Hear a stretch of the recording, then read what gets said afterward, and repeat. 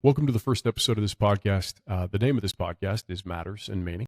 And in it, we just take a matter or a topic, we talk about it, and then we try to connect it to meaning along the way. So today's matter, or the matter that we're going to be discussing, is words. And I felt like that was a fitting topic to start this podcast off with. So looking forward to digging in, and thank you for taking the time to stop by. What is your worldview? How does that worldview shape and form your understanding of meaning? In this podcast, we discuss various matters of interest and value. But in the end, we want to know the deeper meaning of these matters and how they apply to the world around us and to ourselves. My name's Jonathan. Join me as I search out deeper meaning and understanding into the matters at hand. Okay, so digging into the topic of words today, before I dig into the actual matter that we're going to discuss in this podcast, I want to take the opportunity to just take a couple minutes to just lay out, not even a couple minutes, just take a few moments to lay out, that's a good example of why words matter. There's a difference between saying a moment and minutes. So from a mental perspective, you're like, okay, dude, I don't want a 3-minute monologue of why you're doing this. I want a 30-second brief snippet, and then let's get into the meat and potatoes. So that's a great example of why words matter. Just to give a very, very brief why I would want to do a podcast in general, because there's 5 million of them. So there's not anything that I'm going to say that's new or, groundbreaking. It's like, okay, well, what's the point? What's worth the effort? For me, it's just a lot of self-edification. And when you're doing something like this, if you want to speak even remotely intelligibly about it, you got to do a lot of preparation in terms of understanding the topic that you want to present, but also making sure you understand your own thoughts behind it, what's informing your understanding. And the introduction of this podcast, it talks about what is your worldview and how does your worldview shape your understanding of meaning. So it's like, if I'm jumping into discussing a matter, like what is about my worldview informs that matter? Why do I think it's important to talk about? Like what allows it from that perspective to give me meaning, or how do I assign meaning to it? If that makes any sense. The whole process of education for myself is just very self-edifying, and I think it's valuable. And then also the production side of it. When I say production, I mean, very limited scope on my end, obviously. But the process of trying to put it together is really, really fun. Now, I don't have the goal of trying to create a podcast that's, got thousands and thousands of views. That's not my intention. 1,000 people watch it, great. If it's a benefit to people, that's great. But that's not the point. That's not the goal for me. It really is self-edifying. However, that being the case, within the means that I have, I want to do it well and with quality. I don't want a shortcut. I want to take the time to present a product that if somebody should give, some of their time to want to listen to it, it's not a wasted time for them. So that's kind of the why I wanted to dig into a podcast in the first place. And then just kind of transition in from that, just leaning into why words. Like, why would I want to start with the topic of words? That's because when you're podcasting, in the end, all you're doing is just talking. You can be a guy in a room like myself talking to himself pretty much on the computer right now, or you could be a panel of a very well-known podcast that gets millions of views, that has 4 or 5 people talking, and then a whole production team and people on soundboards and people working, like all of those nuances. In the end, regardless of which one you are, a podcast is nothing more than talking. So that is something that I think has to be considered and can't be taken lightly, because as you're going to see from this conversation, words do matter. They do. And that's not giving away the ending. That's not a spoiler. That's just a simple fact of, everything about this podcast is going to be geared towards conveying the fact that I think that words matter. So as I kind of lean into this from an introductory perspective, there's going to be multiple veins that I'm going to utilize as means of conveying why I think words matter. But in the end, I just wanted to convey this, that it's not meant to be a preachy initial podcast of, hey, everybody pay attention to what I have to say, because what I have to say is so important. Because what I have to say is not important. And people don't need to hear my perspective. That, like I said, that's not the point. There's nothing about what I'm going to say that's earth-shattering or mind-blowing. I'm not going to present any information in this podcast that hasn't been heard before. However, if anybody can have, some value taken from it, I think that that's a win. The last kind of idea or thought or question that I would ask is not only is there a high volume of words and content and information, but my question would be is it consequence-free? And this kind of applies more to the digital space, right? Whether that's content production, whether that's podcasting, whether that's people posting things online or on social media accounts. Is there a sense of consequence-free use of words that exist? And I would argue that there absolutely is. I mean, all you got to do is go down to some sort of contentious, event and just look at the YouTube comments underneath a video about it. Like you don't have to look very far to realize that people clearly are saying things that they would never say if the person they were talking to were standing right there in front of them. So clearly there is a reality of that does take place in our culture and our society, but I think it's also made even more significant or driven even further because on these platforms, sensationalism is rewarded by the algorithm, I think. And that's something you're considering when you're considering the matter of words and you're considering how they're important and they mean things and they have impact. When the algorithm itself is predicated towards encouraging sensationalistic responses to things, that's going to breed a very poisonous culture for the use of words. And I think that it's important to address this in my first podcast because that's my hope and my intent is that that's not somewhere that, for, the 5 people that might listen to something that I have to post is not a route that anybody ever has to go down in any time they listen to anything, whether that's me talking, on a single form podcast or whether that's me talking with somebody or a guest or something of that nature. So, words do matter. And I want to get into some of the examples now of why I think that that's the case. And again, this is not meant to preach at other people about the importance of words. And I kind of said that and then went down a rabbit hole, but it's to be hopefully a humbling reminder to myself that if you're going to do a podcast, you need to make sure that you're keeping in mind the reality that since a podcast is literally nothing more than talking, the words that are spoken, don't speak them lightly. And if you find yourself in a position, and when I say you, I mean me, obviously, don't start running down, path of speaking, especially number one, if you're uninformed, but also number two, just speaking for the sake of speaking and for no good reason.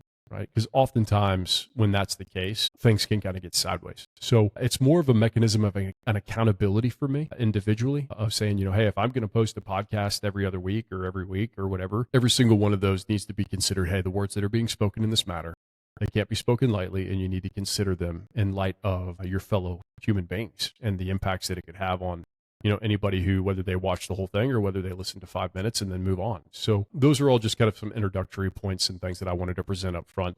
Let's look at the military, right? So I have a bit of a military background. More than that, I have a lot of people in my life who are military men, and they have been in combat environments all over the world. And, I know these men, I know them well. And one of the conversations that I've had with some of them is I was telling them, hey, I'm going to do a podcast. I want to do Words Matter. One of them brought up the point of reinforce the idea that inside of the military sphere, if we ever found ourselves in high stress combat environments, like the words that you speak are very important because if you say the wrong word, you're going to elicit potentially the wrong response. And if you do that, obviously, if you do that in for these individuals that I was speaking to, if they were to have done that in a combat environment, which I would assume is highly uncertain. Obviously, it's an extremely violent place, probably physiologically very challenging. I would assume that there's a lot about an environment like that could make it very easy to either say the wrong word or hear the wrong word and then thus elicit the wrong response, which obviously in that environment could be lethal. So this is a very extreme example to start off with. However, I think it is an example that is noteworthy and worthwhile to get the point that words do matter. And so there will be some times intermittently when I look down, there's a computer in front of me. So this is more for the video-based podcast. If you're on Apple Podcasts, you're not going to care. But when it comes to just kind of thinking about examples of words in the military, think about radios, right? So think about radio communication. Everybody's seen movies where people are on radios talking back and forth. So if you put yourself in the position or try to put yourself in the position of some of these individuals who I know who have been in those environments, there's going to be confirmational terms that are used on the radio. I was told there's confirmational words such as repeat and say again. And that's from somebody receiving something on a radio. So somebody saying, yada, yada, yada. And the person on the other end who's receiving those words, if they don't know those words or not know those words, but if they can't maybe hear them, or maybe there's something that's inhibiting the radio in terms of communications, whether that's a timing issue, whether that's, depending on VHF, UHF, whatever is, however that connection is being made is being disrupted. They say, repeat, I need to hear what you said again because it matters that I hear what you said. Or you say, hey, say that again, I need to hear it again. And then, the only reason that would ever be the case where you don't move forward with that, I would assume, is because you can't establish that, communication, and in which case you need to move forward. But that has nothing to do with words. That has just to do with situation. But the point is that there are terms specifically predicated in that environment or in that communication line, to where it's like, hey, I need to ensure that I understand what you're saying. And the same is on the reverse. So somebody sending something over the radio, I was told about a term called how copy is what I was told. So it's like, okay, somebody says something to somebody, that person on the receiving end can say, repeat what you said, or say again what you said, because I need to make sure I know what you said. Or the person who sent it, if they don't have a sense that the person on the receiving end is getting what they said, they can say, hey, how copy, which means what it means is in the words, it's how do you copy me? So that's the person sending it saying, hey, I need to know that you have understood me in the right way. Because if you haven't understood me in the right way, and it's going to elicit an incorrect action, like I said, in that type of an environment, it can really lead to significant consequences.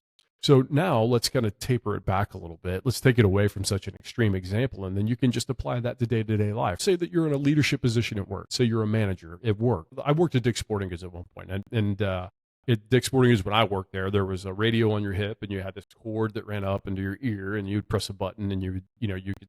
So say in that situation, you're working with somebody or a customer, or, so somebody says as a manager, you're saying, hey, I need you to do, this. And say you say the wrong word, right? You could potentially elicit the wrong response. The principle that's being applied in this as an explanation to give credence to why words matter applies across the board, right? And so a good example of that would be in current events, right? So Donald Trump recently gave a 2-week timeline, saying, hey, within 2 weeks, he was going to make a decision about attacking nuclear infrastructure in Iran. What's the term he used? Within. So what was it? 2 days later, they carried out that strategic attack against the Iranian nuclear infrastructure.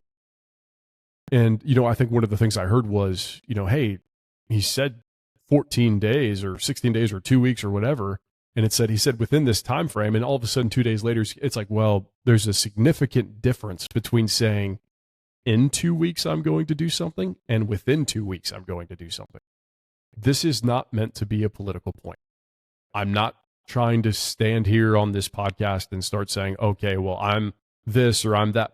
That's not the point. The point is that this is a great example that is recent, that most people might be aware of. That's the only reason I'm referencing it, is that, hey, words do matter. Because if you say within 2 weeks rather than in 2 weeks, now, what are the consequences of that? So in 2 weeks, I'm going to do this. That's more precise.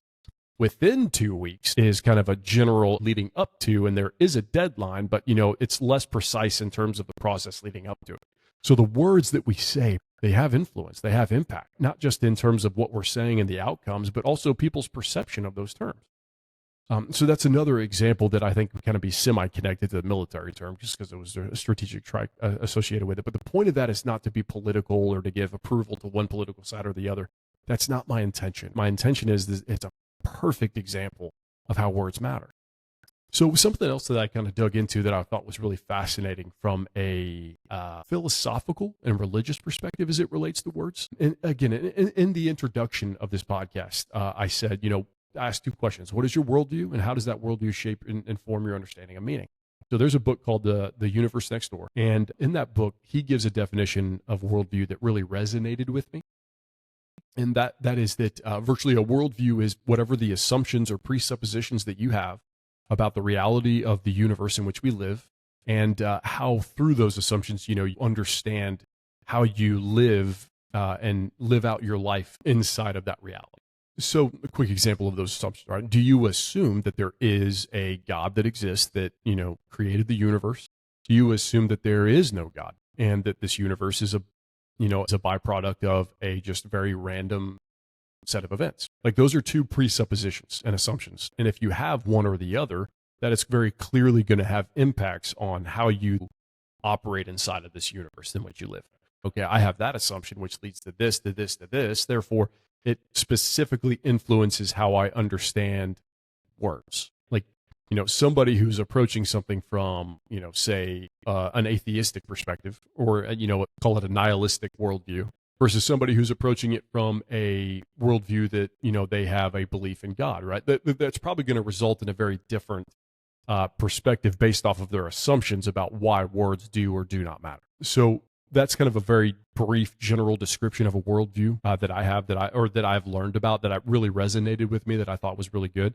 And I would love to hear other people's perspective on that. So if you're, say you're watching this on YouTube, if you want to type in a definition of what you think a worldview is, or more importantly, if you just want to sit and stew on that yourself, whether you're sitting on a freaking forklift right now, driving around a distribution center, whether you're sitting in an office, whether you're driving in a car, wherever you find yourself, have you taken a few minutes to consider, what do I believe? What do I think? What do I assume about the nature of the universe I live in? I think that that's a good thing to do. And one of the experiences that I've had with a lot of people in conversation is there's a lot of people who they don't like to go down that rabbit hole at all. They just prefer to be almost neutral in a way. And I think, honestly, just to present a challenge, I don't think that that's a good thing. I think it's a good thing to ask yourself what you believe, what you think. Not being afraid to wade into those waters, uncertain of what you might find. I think that it's a good thing to consider, because I think that by doing that, you begin to move in a direction that could result in gaining a stronger footing and a stronger foundation, because you understand why you think what you think. You understand why you approach issues the way you do. And I think that the reason that I would really encourage people in that way is it really can go a long way towards helping be less angry when you hear things that you disagree with, or you hear things that maybe challenge your perception or understanding of things. When you know where you're standing and you've taken the time to think about that, I think that it helps reduce offense. I think it helps reduce anger in response. And, I think that I think that we could all, I think that anybody who's a decent human being would agree that that's probably a positive thing. And, if you disagree with that, that's fine. That's okay. That's just kind of my 2 cents and an encouragement and challenge potentially. But that being said, I wanted to look at some various world religions just to see what they said about words, and to see if I could find anything in terms of, well, they said this or they said this, to see if there was any significant dichotomies, or to see if there was a common thread. And it ended up being a common thread, which I thought was really fascinating. So I just want to go through some of these different philosophies or religious beliefs, and just want to give a real quick quote from each of them, and then use that as a brief connector. So I want to start out east with Confucianism, which there's a quote with them that says, "Without knowing the force of words, it is impossible to know more." The Taoist would say, those who know do not speak, and those who speak do not know. The Buddhist would say, words have the power to both destroy and heal. When words are both true and kind, they can change our world. In the Hindu faith, there's this idea of Vak Shakti, which is a spiritual power that is related to words or communication or expression. In the Jewish faith, there's death and life are in the power of the tongue. And then in the Islamic faith, there's a quote that says, "Speak a good word or remain silent." And then in the Christian faith, it says, "Be quick to listen, slow to speak, and slow to become angry." And those are all very simple quotes, I understand that there could be contextual components to each of those quotes inside of some, larger idea or theological idea being presented, from that faith. But in the end, there's a common thread that runs through all of them.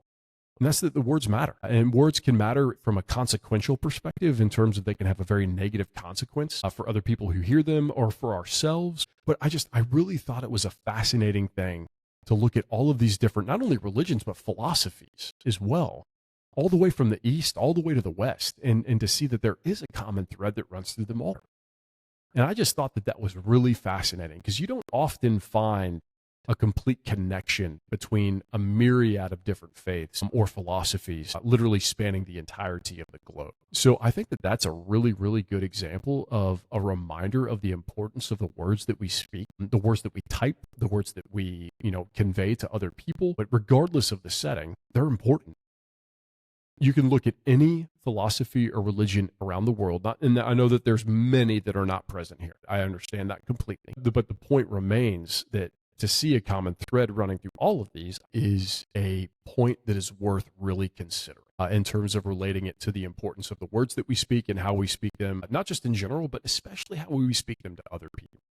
And so the next kind of topic or idea or place that I wanted to go when it comes to the importance of words is not so much words themselves now, but I wanted to kind of take another step in the direction of community or culture. So when I think about community, and I'm an American, so I'm in the United States. And I think that one of the things that being in the United States of America, we have a very individualistic culture. And inside of that individualism in America is a lot of people lacking community. And I know that that's been the case at times for me in my life. And I believe that human beings are meant to be in community. And I think that that's something that's very important because in community, you're not only known by other people, but also you have accountability in community. You know, hey, are you giving more than you're taking? Because it's hard to function effectively in a community when all you do is take. Someone like that brings very little value. And so being in a communal environment, you are in an environment where you have to give as well as receive. And oftentimes you want to ensure that you're on the side of giving more rather than receiving more. In an individualistic culture like the one that I live in America, everything is predicated towards the self. And that is not a good thing, in my opinion. Now, that's my opinion, and I know that there might be people who hear that and disagree, and I welcome that conversation. So community really matters. And how can we relate that then to the point of words? And this is another way of associating the idea of meaning. So in the introduction to this podcast, I talked about, hey, we want to get to the deeper meaning of the matters at hand. So the meaning of the words that we speak in this situation, I think, can really be applied into community in terms of there's a lot of meaning in community. It's matterful. It's meaningful. It's not just, it's not just like, why do you think that The Office and why do you think that Parks and Rec, like, why are these shows from, the early 2000s or mid 2000s, like, why were they so popular?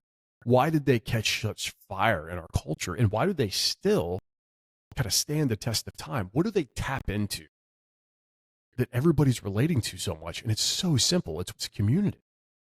Everybody's like, oh man, I wish I had that community at my office.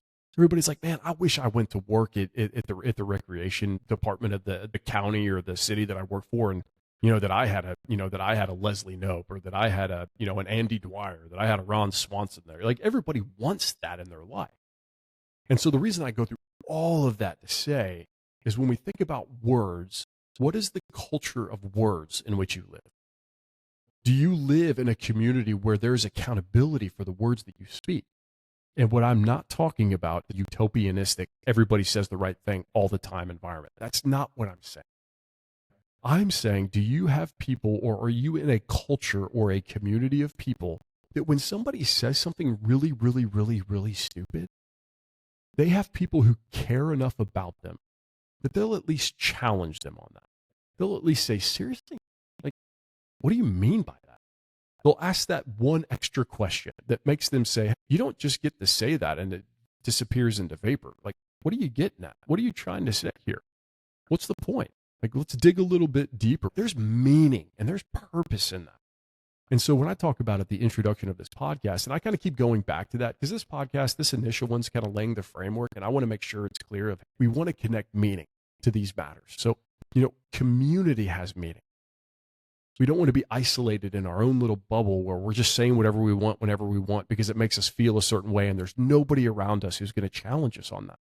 And so I think I would ask the question of, what is our community, right? What is my community? Do I have people around me who will say, hey, what you just said is less than stellar, and you need to either flush that one out or you need to, make some amends for speaking in that way.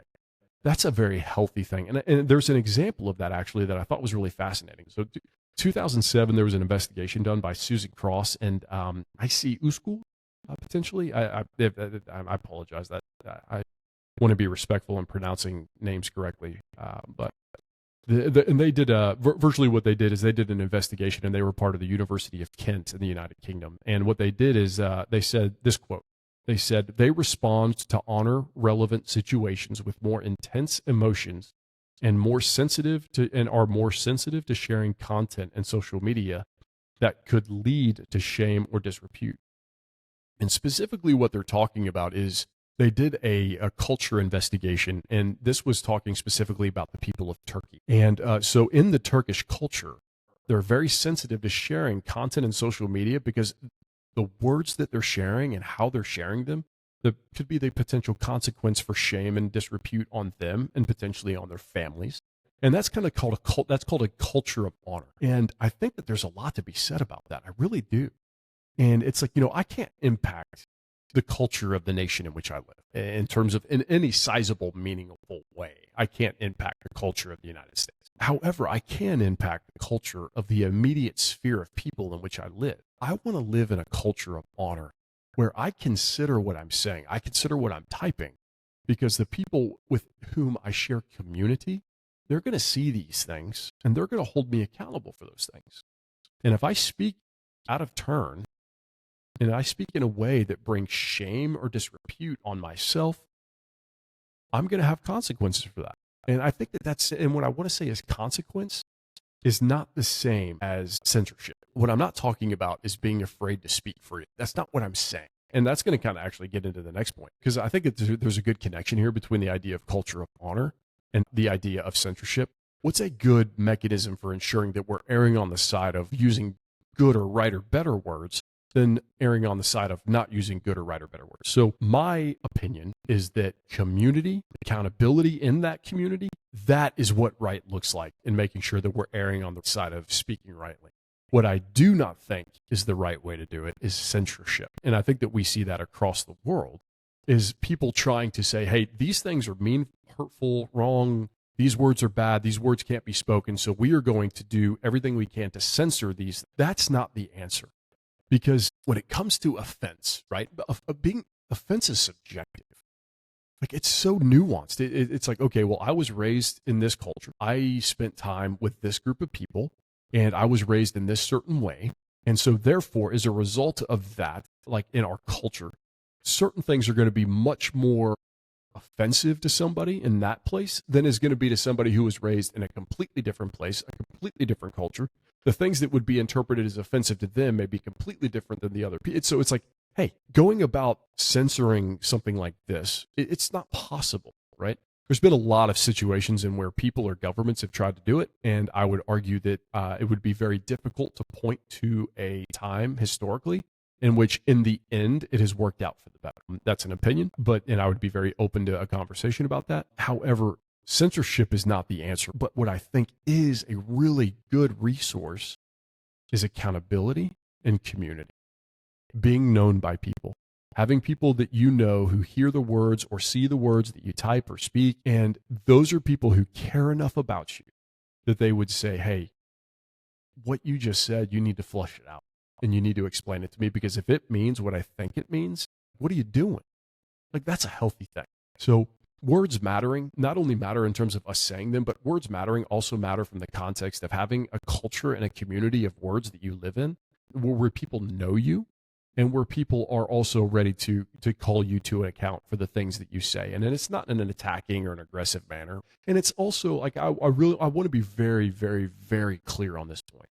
It is not utopianistic. There is no such thing as being perfect in your words for human beings. And that's not what I'm trying to say. I'm not going to be perfect with the words that I say. I will speak out of turn on this podcast at some point. You know, everybody's going to make a mistake and slip up and say things they wish they hadn't said, or say things that they don't want to say. What I'm saying is having a mindset that remembers that words matter, that hopefully will help us reduce and limit the amount of times that happens. Because that, I think, in the end, is not only better for the people that are around us, but most importantly, it's better for our souls, our hearts, our minds, like not being constantly in a place where you're saying bad things, right? And when I say bad things, I'm not saying like cuss words. I'm saying like you're slandering other people, right? The headspace that you're in where you're always negative or you're always trying to slander, like that's a very unhealthy headspace to be in for anybody, right? And so the words that we say matter, not only from the perspective of how they influence other people, but also the influence they're having on ourselves.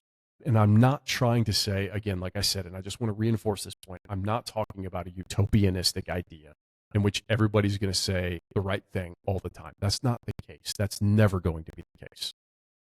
But it's much, much better to have a group of people in your life and community in which you live that are able to hold you to account for those times that you slip up, not in a punishing or beat you over the head way, but in a way of, hey, I know you.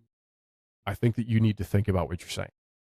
They're giving you a different perspective. They're giving you a different set of eyes on the words that you're saying. And hopefully from that, what that's going to do is that's just going to make everybody better. It's going to make everybody less offended quickly. It's going to make hopefully people in a position to maybe think a little bit before they speak, which if you think about those, various worldviews or those various religious beliefs, I think about, the idea of one of them that really stuck out to me was being quick to listen and slow to speak. And think about, again, like I said, I'm in America. So think about our culture. How much better would our civilization be if everybody was quicker to listen and slower to speak? Would that be a positive thing? I would argue that it would be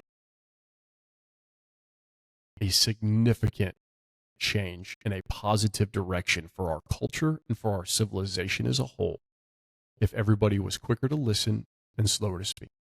And the reason I think that is because how I think that ties into that last point of that statement is that and slow to become angry. Because if you are quick to speak, if you're quick to hear, if you hear something and you're quick to respond, I just snapped. So if that noise picked up in the background, that's my bad. But if you're very quick to respond all the time with words, I think that might be a good signal of potentially some uncertainty about what you yourself understand and believe about the topic being presented.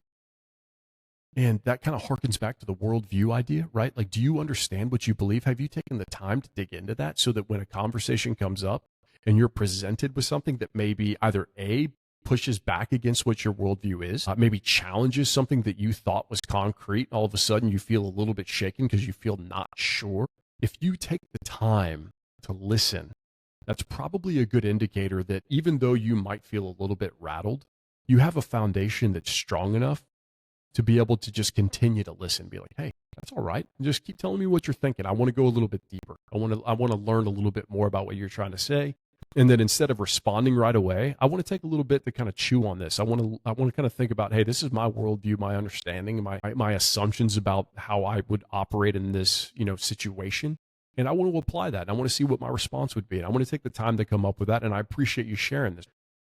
That is going to more than likely lead to not responding in anger, because you have a foundation that you know that you're standing on. And so if somebody comes through with a different idea or perspective that, even though it is a little bit jarring, it's nothing compared to if you've never given that any thought and all of a sudden you hear something and it's just left field and all you can think about is trying to prove that wrong rather than listening and understanding a little bit more. One is going to lead to being angry really quick, and one is going to lead to being a lot less, being a lot slower to become angry.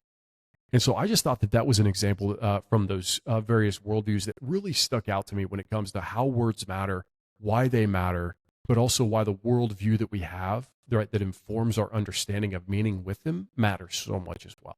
So what I want to do now is I want to kind of start touching on the idea of silence. And I was talking to my sister-in-law about this actually. And as we were talking about words, she presented the question of, I wonder if the volume of words in our world, and like I said earlier, it's not just the spoken words that we have in terms of hearing people speak around us.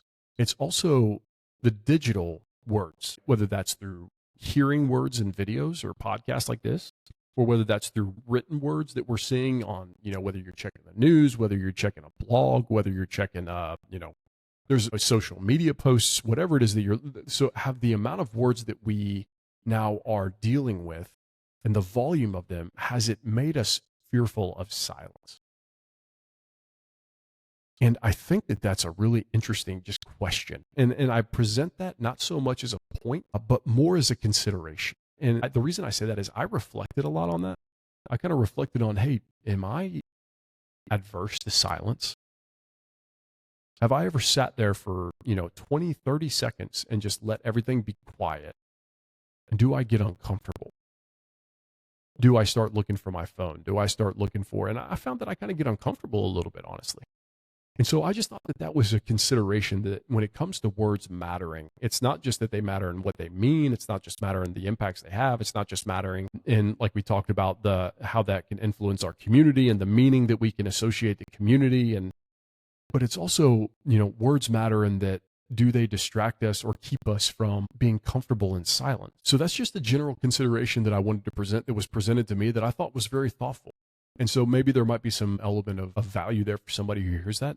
But I think that, we want to be careful that in the vast ocean, sea, wasteland of words that exist in our world and in our culture, not letting it harden or callous us to the reality that silence is a good thing. And I just thought that was just an interesting thought that was presented, and I really appreciated it. So 2 things that I wanted to convey or communicate, and that's the idea of follow through. Now, one of the things that I can confess openly on this podcast is I used to be very, very unfortunate.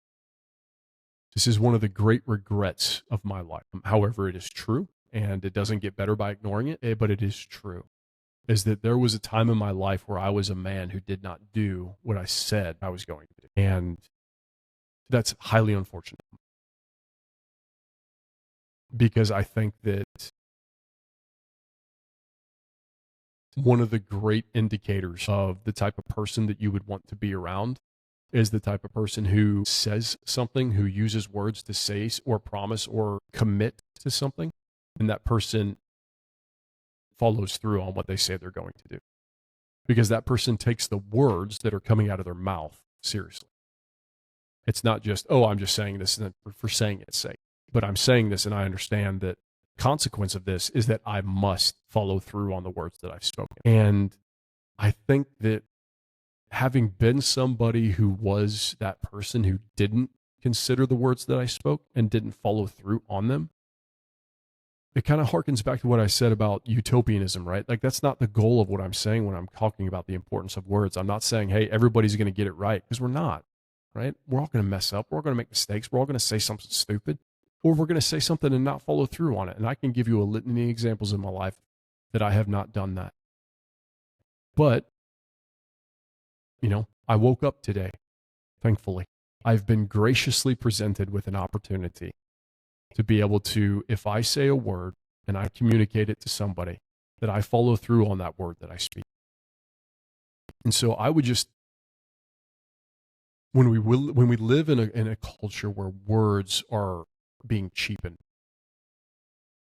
always remember that the words that we speak in commitment to others and following through on those words, being known as a person who does what they say they're going to do, is keenly important. And I would go back to the cultures of honor. It sounds kind of poetic, it sounds romantic to say, but when you think about it, it is, but it also is just practical. Being in a community, and when I say community, guys, what I'm not talking about is, I'm not talking about some freaking cult, camp somewhere. I'm talking about the 3 or the 4 close friends that you have in your community, whether you live in an urban environment, whether you live in a rural environment, whether you live in the suburbs. Like, what is the community that you live in? What are the 2, 3, 4 friends that you might have, right? Or are you a person who likes to have a lot of friends? Like, I'm more of a, hey, I'd rather have 4 quarters than 100 pennies type person. But it's like, hey, when I say community, that's what I mean. Who are the people that are around you, whether that's in your work environment, whether that's, say you have a good relationship with your family. If you don't have a family or don't have a good relationship with your family, your friends, or a community, whether that's through, say you love gaming, or say that you love freaking bowling, or, part of a bowling league or intramural athletics, or you like to do board games, or say you're into fantasy board games, or, there's a litany of examples where people can go and find community in different types of segments or spheres. I mean, segments is more of a business term of, segmentation and markets. But, there's a lot of different places that people can go to find community. And inside of that community, is there a culture of honor? And what I mean by that, again, like I said, is just having people that care enough about you to hold you to account for the words that you speak.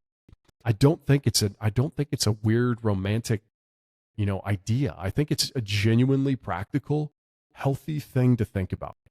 The fact is that if you go into a group of people, if you go to your friends and you say, hey, well, let's have a culture of honor in our words, you might get some weird looks. You might get some people who look at you, okay, did you watch a really cool movie and you're super motivated and let's talk now?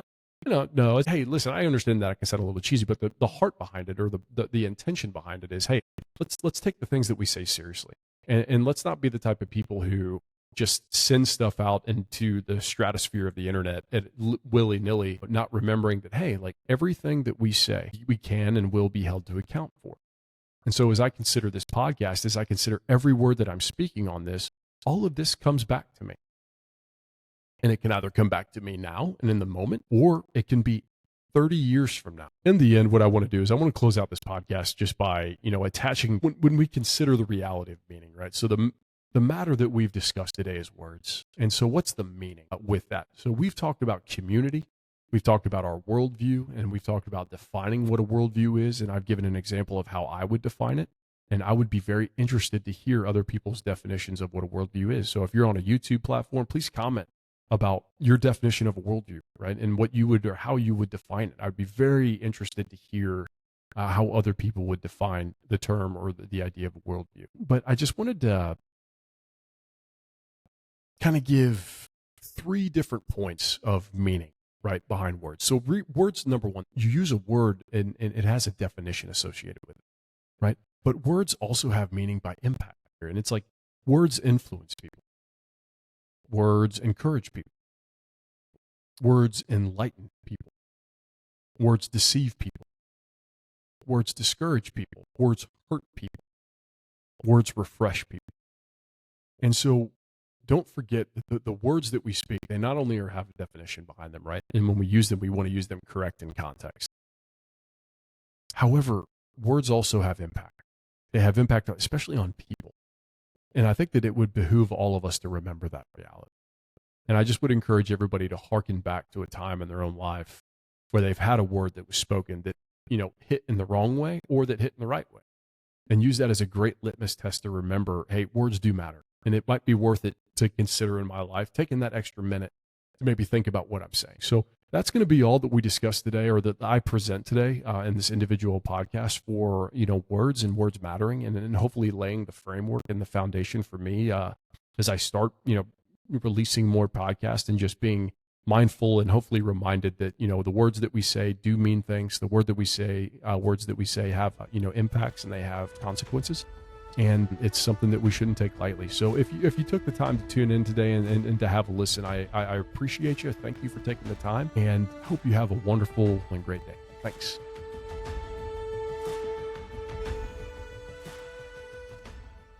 There's literally a fly in here. Everything that I've done up to this point is a waste.